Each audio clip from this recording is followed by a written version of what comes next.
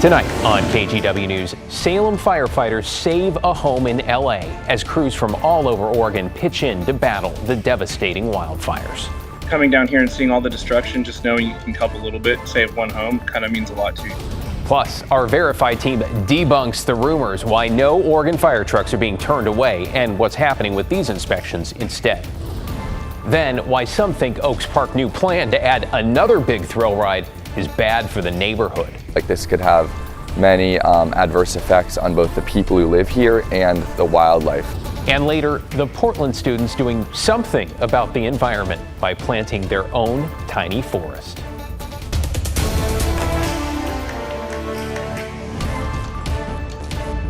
First tonight, a breaking police investigation in Northeast Portland where authorities are trying to figure out what or who caused the death of a person found in the parking lot of the Gateway Fred Meyer. The discovery came after officers were called to reports of a robbery and a shooting at the same spot in the Hazelwood neighborhood. That was just before 4 this afternoon. At this point, they're not saying if the victim they found was shot. The medical examiner will determine the cause of death. We'll, of course, keep you posted as we learn more. Well, now to major concerns in California, where extreme fire conditions are once again about to set in the form of those gusty Santa Ana winds, while crews work to contain the wildfires that are still burning. As of tonight, the Palisades fire remains their biggest concern. It is just 14% contained, with a wide area still under evacuation and other residents on notice. Yes, they might have to leave again if the wind whips up the flames. In all, the wildfires have killed at least 24 people and swept through 40,000 acres in the greater LA area, destroying entire communities and more than 12,000 structures. While we hear from more people who've returned to find their homes gone, officials today are also urging residents to stay out of evacuation zones. Right now, I'm trying to just keep it together to find us a place to live for us, temporary living for our family and my parents. People are saying, I just want to go look at my house and I want to see what's left. We know that, but we have people literally looking for the remains of your neighbors. That is the grim reality. Today, arson investigators were in the area where the Palisades fire appears to have started. The ATF, which is leading the charge, says at this point it hasn't ruled anything out. Let's bring in Chief Meteorologist Matt Sfino. Matt, this is kind of feeling all too familiar tonight in terms of the winds and the type of warnings we're hearing from officials. Yeah, I've never seen this one before. Put out by the Los Angeles National Weather Service office, calling it a particularly dangerous situation in the area highlighted by the purple line here. It is just to the north and west of Pasadena through Simi Valley, Northridge out towards Camarillo, Thousand Oaks, and another area north of Santa Clarita. Now, the good news is we're in a little bit of a lull with the winds right now. They are easterly in Riverside, easterly in Oxnard, about 14 miles an hour there, and the gusts also not out of this world. They're strong, north at 25, northeast at 18 at Chino there, but they're going to pick up, these winds will, around sunrise as we see another very strong Santa Ana wind event take shape. So you can see this is tonight. See the winds extending well offshore. They continue there. Another batch here, a little bit of a break around Long Beach, perhaps in LAX. But nonetheless, those east winds and northeast winds are going to continue and pick up in the morning around dawn and then continue into Wednesday before they back off. The other bit of good news is once they do back off, as we go into Thursday, Friday, and the weekend, we should be done with the Santa Ana winds for a while. But the red flag warnings continue across much of the Southland, down to the Mexican border, up towards Santa Barbara until noon on Wednesday. So headlines: Santa Ana winds increasing around dawn, windy into Wednesday, but cooler, calmer, and higher humidity beginning late this week, David. Yeah, going to be a tough 36 hours, though. Thank you, Matt. Okay, let's bring in Catherine Cook now. Catherine, you've been in touch with Oregon firefighters who are in California helping with this massive firefight. What are they telling you? Well, David, they're coming off a rest period now, but preparing to return for another big day tomorrow. They're energized and encouraged by how they've helped so far, including saving a house from burning down.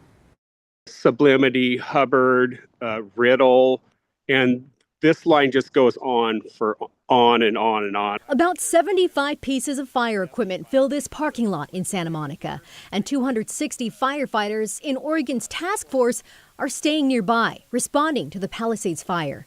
They drove down Thursday night for a 14-day stretch under the direction of the Oregon State Fire Marshal. The amount of destruction and houses leveled. It's just incredible. Mount Angel Fire Chief Jim Treeweiler is heading up one of 5 engine strike teams from Oregon. This one from Marion County. We're just a small sliver in the grand scheme of things, but firefighters by nature, that's what we like, to help where we can. Part of their mission is protecting homes that weren't initially burned.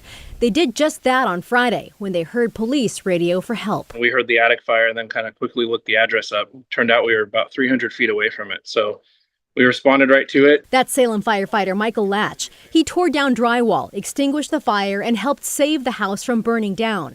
He thinks a small ember from the Palisades fire found its way here. Coming down here and seeing all the destruction, just knowing you can help a little bit, save one home, kind of means a lot to you.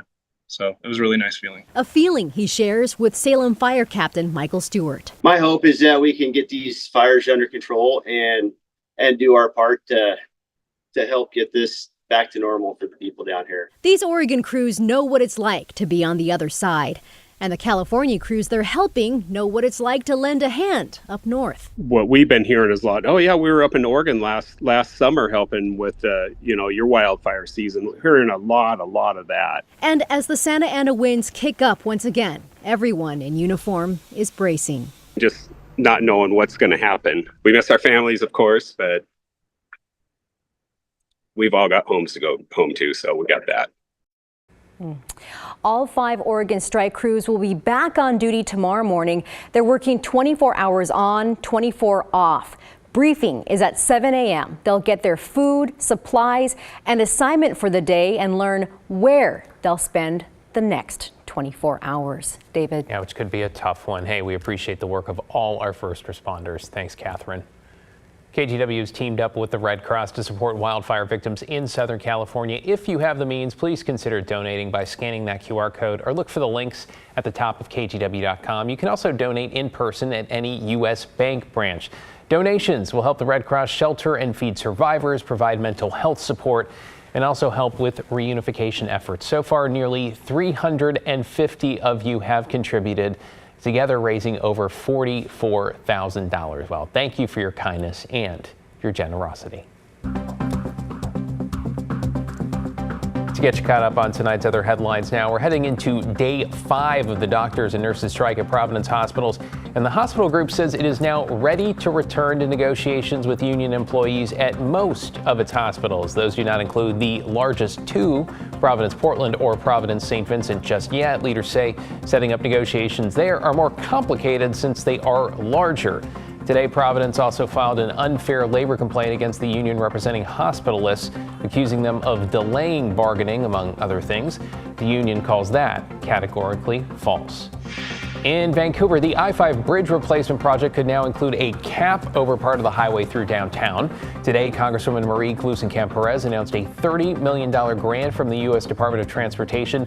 The lid, as it is called, would cover the interstate just south of Evergreen Boulevard, reconnecting downtown with Fort Vancouver and some surrounding neighborhoods there. The expanded crossing would also include a light rail station, public spaces, and pedestrian and bike paths. We're still waiting, by the way, on the final design for the $6 billion project. And St. Helens High School teacher Eric Stearns will remain in jail for the time being, with his court case delayed once again. You may remember Stearns faces 18 sexual abuse charges against 12 different people. Today, Stearns waived his right to have a preventative detention hearing within 5 days. The delay comes as Stearns and his defense attorney push for a new judge over complaints about court filings and how the current judge has handled procedural matters. In Washington County, a jury has found a man guilty of kidnapping and sexually assaulting a homeless woman who also uses a wheelchair. The warning, the details here are disturbing. The DA releasing video showing some of the interaction from 2023. Prosecutors say it shows 54-year-old Timothy Fitzgerald talking with a woman on the sidewalk in Beaverton. He physically assaults her before taking her to a nearby parking lot, where he then sexually assaulted her for 40 minutes. The street sweeper noticed, Fitzgerald ran away and then was arrested a short time after. We spoke to the deputy DA following his conviction. We want to protect our more vulnerable populations in Washington County and make sure that crimes are both charged and prosecuted accordingly, and that victims feel like they're able to come forward and share their stories of what happened to them. Fitzgerald's sentencing is now scheduled for March. Developing tonight, Oaks Park is looking to build a brand new thrill ride, though it's already getting pushback from neighbors in Southeast Portland, not only about what it will look like, but what it could mean for local wildlife. Alma McCarty shows us how they are trying to stop it. This is a big season for us. This year, Oaks Amusement Park turns 120 years old. And as part of that milestone, the team's looking to refurbish and improve it. That's going to really help keep this going for the next 120 years. The newest attraction slated for 2026, a drop tower, as explained by Emily McKay, the marketing and events director for the park. So the drop tower takes you up in the air nice and high, get a beautiful view of the surrounding area here, and then all of a sudden just drops you free fall to the ground. It has a nice gentle braking system. So a big thrill, very exciting. While considered exciting by some, others find these plans problematic. What we're talking about here is a 147-foot lighted tower which is going to completely overwhelm the view. We're concerned because we feel like this could have many adverse effects on both the people who live here and the wildlife. Both Amelia Hard and Ezra Cohen live nearby. They say generally their Oaks Park neighbor hasn't been disruptive. Yes, I would say they have been good neighbors, but this has come out of left field, and I'm just kind of shocked. With only a few days left for public comment, they're urging the city to deny the park's requests to increase the maximum structure height from 30 feet to 147 feet and allow new exterior lighting on and near the drop tower.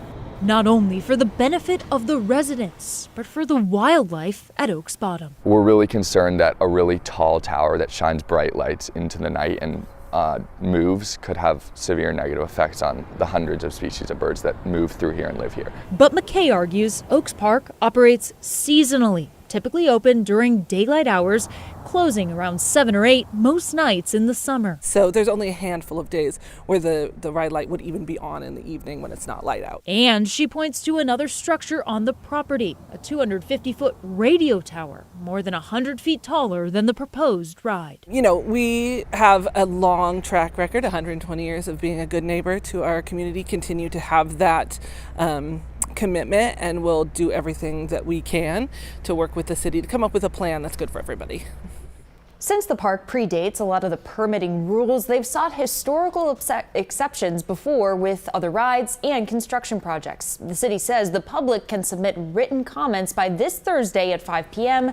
to the land use planner. We'll have a link to that on KGW.com. David? I have a feeling a lot of folks are going to want to weigh in on this. Thanks so much, Alma.